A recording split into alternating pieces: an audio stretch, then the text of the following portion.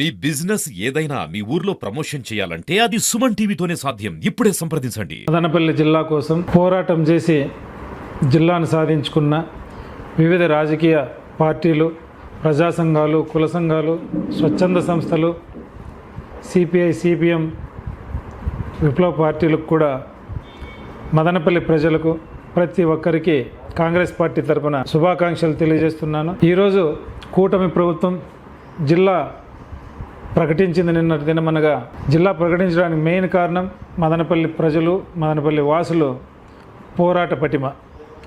ప్రతి ఒక్కరూ ఒకటిగా పోరాడితే ఈరోజు కూటమి ప్రభుత్వం జిల్లాని ఇవ్వక తప్పని పరిస్థితుల్లో ఖచ్చితంగా జిల్లా ఇచ్చింది.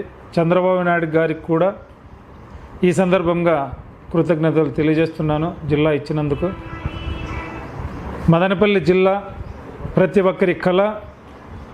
జిల్లా వచ్చింది, సంతోషం. అదేవిధంగా మదనపల్లి చారిత్రక నేపథ్యం ఉన్న ప్రాంతం. మదనపల్లి నుంచి బ్రిటిష్ వారు కూడా పరిపాలన సాగించారు.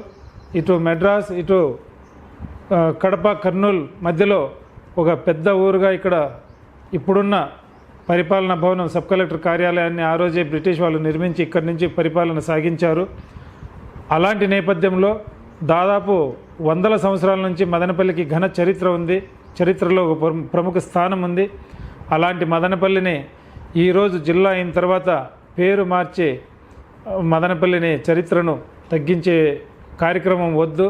మదనపల్లిని మదనపల్లిగానే ఉంచి మదనపల్లి జిల్లాగానే కొనసాగించాలని చెప్పి ప్రభుత్వాన్ని నేను కాంగ్రెస్ పార్టీ తరఫున వినతి చేస్తున్నాను.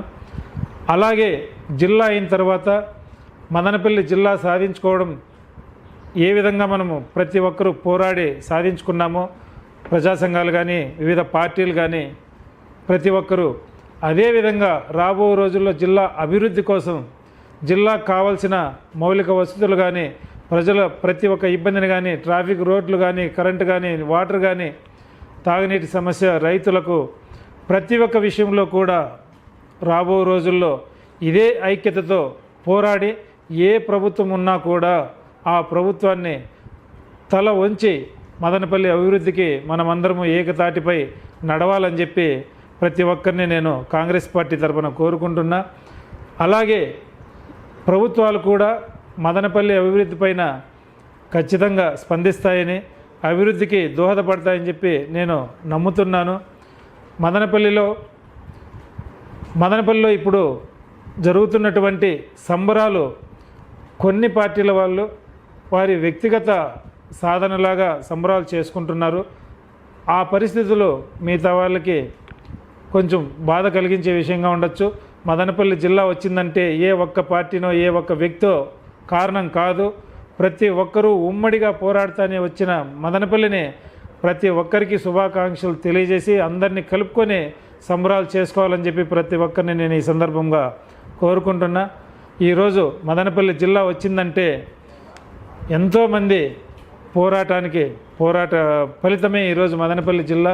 కాబట్టి ఈ జిల్లా సందర్భంగా మదనపల్లి ప్రజలకు, రాజకీయ పార్టీల నాయకులకు, ప్రజా సంఘాలకు, కుల సంఘాలకు ప్రతి ఒక్కరికి పేరు పేరున శుభాకాంక్షలు తెలియజేస్తూ సెలవు తీసుకుంటున్నాను.